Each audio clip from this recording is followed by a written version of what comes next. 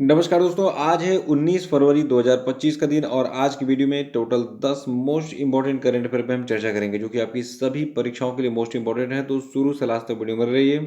और देखिए, आज की वीडियो की पीडीएफ फाइल को आप वीडियो के डिस्क्रिप्शन बॉक्स से डाउनलोड कर सकते हैं और जो लोग हैं वो चैनल को सब्सक्राइब जरूर कर लेंगे, साथ में बेल आइकन प्रेस कर देंगे ताकि आने वाले सभी वीडियो का नोटिफिकेशन आपको मिलता रहे। देखिए, आज का पहला प्रश्न है, प्रधानमंत्री फसल बीमा योजना को कब लॉन्च किया गया था?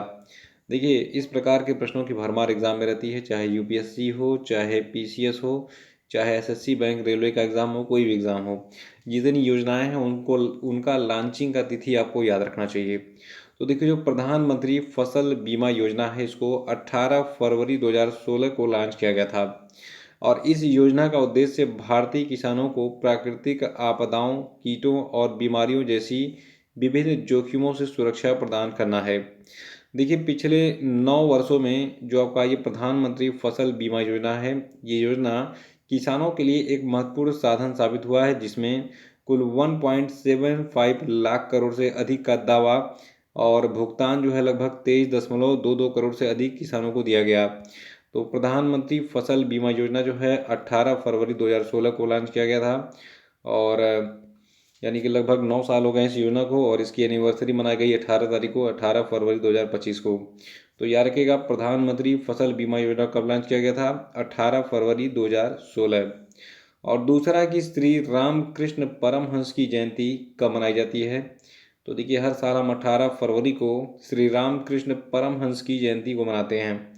देखिए, श्री रामकृष्ण परमहंस का जन्म जो है 18 फरवरी 1836 को गदाधर चट्टोपाध्याय के रूप में हुआ था और भारत के महान आध्यात्मिक गुरुओं में से एक हैं श्री रामकृष्ण परमहंस। इनकी जयंती जो है फागुन माह के शुक्ल पक्ष की द्वितीया तिथि को मनाई जाती है। वर्ष 2025 में इनकी 189वीं जयंती 18 फरवरी को मनाई गई। तो क्रम याद रखिएगा क्योंकि एग्जाम में घुमा के पूछा जाएगा, डायरेक्टली ऐसे नहीं पूछा जाएगा कि ये कब पैदा हुए थे। ये पूछा जाएगा कि 2025 में श्री रामकृष्ण परमहंस की कौन सी जयंती मनाई गई। तो 18 फरवरी 2025 को इनकी 189वीं जयंती मनाई गई। और तीसरा प्रश्न है कि Asia mixed team badminton championship में किस देश ने चीन को 3-1 से हराकर पहली बार खिताब अपने नाम किया? तो देखिए, Asia mixed team badminton championship में जो आपका इंडोनेशिया है, इंडोनेशिया ने चीन को 3-1 से हराकर पहली बार ये खिताब यानी कि मिक्स्ड टीम बैडमिंटन चैंपियनशिप का खिताब जीता। देखिए, चीन के किंगदाओ में स्थित कांसन स्पोर्ट्स सेंटर में खेले गए फाइनल मुकाबले में इंडोनेशिया की टीम ने शानदार प्रदर्शन किया और ख़ास तौर पर पुरुष युगल मुकाबले में धमाकेदार जीत ने इंडोनेशिया की ऐतिहासिक विजय को तय कर दिया। तो सरल शब्दों में याद रखिए कि अभी हाल ही में चीन के किंगदाओ में जो है जो Asia mixed team badminton championship आयोजित किया गया था, इसमें इंडोनेशिया ने चीन को 3-1 से हराकर पहली बार ये खिताब अपने नाम किया है। और चौथा प्रश्न है, भारत किस देश के साथ धर्म गार्जियन संयुक्त सैन्य अभ्यास के 6वें संस्करण का आयोजन कर रहा है? तो देखिए, धर्म गार्जियन भारत और जापान के बीच का एक संयुक्त सैन्य अभ्यास है और इसका जो 6वां संस्करण है ये इस साल आयोजित होगा। कब से कब तक? 25 फरवरी से 9 मार्च 2025 तक। कहाँ पर? जापान के माउंट फूजी में यह आयोजन होगा। और आपको बता दें, धर्म गार्जियन का ये 6वां संस्करण है, इसको जरूर याद रखिएगा। और इस वार्षिक अभ्यास का उद्देश्य क्या है? इसका उद्देश्य है संयुक्त राष्ट्र के आदेश के तहत संयुक्त शहरी युद्ध और आतंकवाद विरोधी अभियानों पर ध्यान केंद्रित करते हुए भारतीय सेना और Japan ground self defence force के बीच सहयोग बढ़ाना।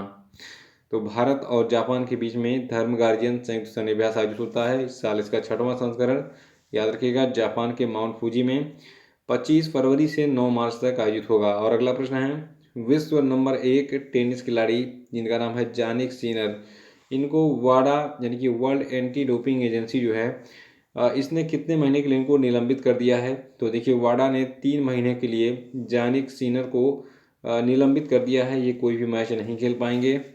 याद रखिएगा, विश्व के नंबर 1 टेनिस खिलाड़ी जानिक सिनर ने वर्ल्ड एंटी डोपिंग एजेंसी यानी कि वाडा के साथ समझौता करते हुए 3 महीने का निलंबन स्वीकार कर लिया है। और ये निलंबन 9 फरवरी 2025 से 4 मई 2025 तक प्रभावी रहेगा, जिससे सिनर मियामी, मोंटे कार्लो और मैड्रिड मास्टर्स 1000 टूर्नामेंट में भाग नहीं ले पाएंगे। तो याद रखिएगा, जानिक सिनर पर 3 महीने का प्रतिबंध लगा दिया है वर्ल्ड एंटी डोपिंग एजेंसी वाडा ने। और अगला प्रश्न है कि हाल ही में भारत की राष्ट्रपति द्रौपदी मुर्मू ने किस स्थान पर राष्ट्रीय जनजातीय महोत्सव, जिसका नाम आदि महोत्सव था, इसका उद्घाटन किया? तो देखिए, आदि महोत्सव का आयोजन नई दिल्ली में किया गया था 16 से 24 फरवरी 2025 तक, और नई दिल्ली के मेजर ध्यानचंद राष्ट्रीय स्टेडियम में इसका आयोजन किया गया था। याद रखिएगा, 16 से 24 फरवरी 2025 तक नई दिल्ली के मेजर ध्यानचंद राष्ट्रीय स्टेडियम में जो आपका राष्ट्रीय जनजातीय महोत्सव आदि महोत्सव था, इसका आयोजन किया गया, जिसका उद्घाटन राष्ट्रपति द्रौपदी मुर्मू के द्वारा किया गया। सातवां कि हाल ही में जियो सिनेमा का किस में विलय हो गया? तो देखिए, जियो सिनेमा अब आपको इसका विलय हो गया है डिज्नी प्लस हॉट स्टार में। अब इसका नाम हो गया है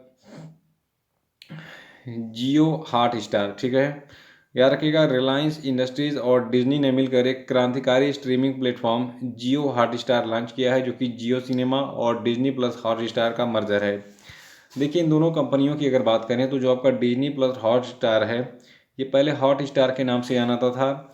इसके संस्थापक हैं स्टार इंडिया, और इसको 11 फरवरी 2015 को लॉन्च किया गया था।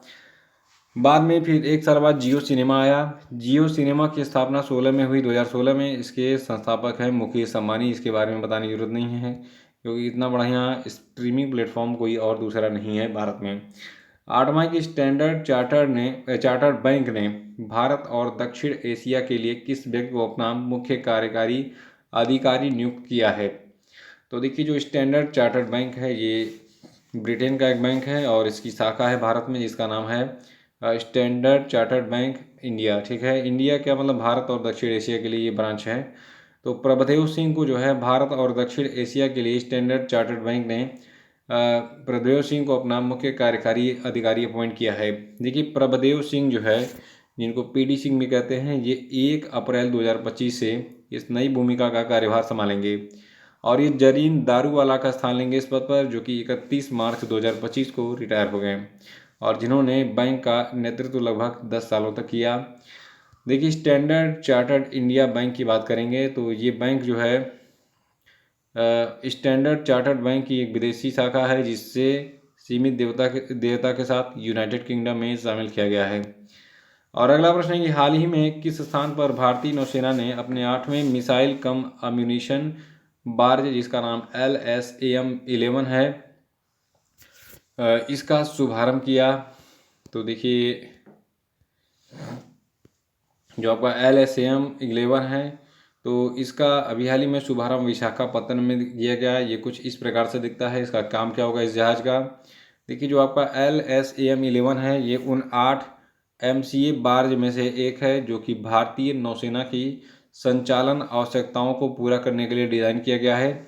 इन बार्जों का मुख्य कार्य गोला बारूद और अन्य महत्वपूर्ण आपूर्ति को भारतीय नौसेना के जहाज़ों और बाहरी बंदरगाहों तक पहुंचाना है। तो याद रखिएगा, अभी हाल ही में जो भारतीय नौसेना है, इसने विशाखापत्तनम में 8वें मिसाइल कम अम्यूनिशन बार्ज LSAM यार्ड 79 का शुभारंभ किया। और 10वां, कौन सी पार्टी भारत की सबसे अमीर राजनीतिक पार्टी बनकर उभरी है, जिसकी आय कितनी है? 4,340.47 करोड़ रुपए। तो देखिए, ये पार्टी भारतीय जनता पार्टी है। देखिए, भारतीय जनता पार्टी जो है, ये वित्तीय वर्ष 2023-24 के लिए भारत की सबसे समृद्ध राजनीतिक पार्टी बनकर उभरी थी, जिसका कुल आय चंदे के कारण जो है कितना पहुंच गया? 4,340.47 करोड़ रुपए, जैसा कि एसोसिएशन फॉर डेमोक्रेटिक रिफॉर्म्स की नवीनतम रिपोर्ट में बताया गया है।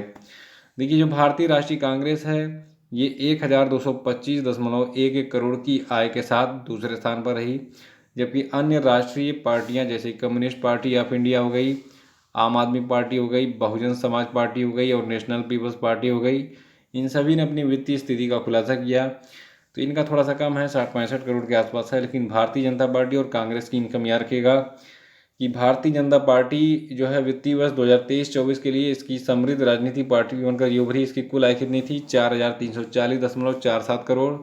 और कांग्रेस की आय कितनी थी? 1,225.11 करोड़।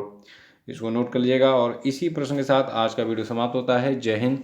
आप लोग वीडियो को अधिक से अधिक शेयर करते रहिए, चैनल को सब्सक्राइब करवाते रहिए, और लाइक और शेयर करना बहुत ज़रूरी है, तो इसको करते रहिए। Thank you.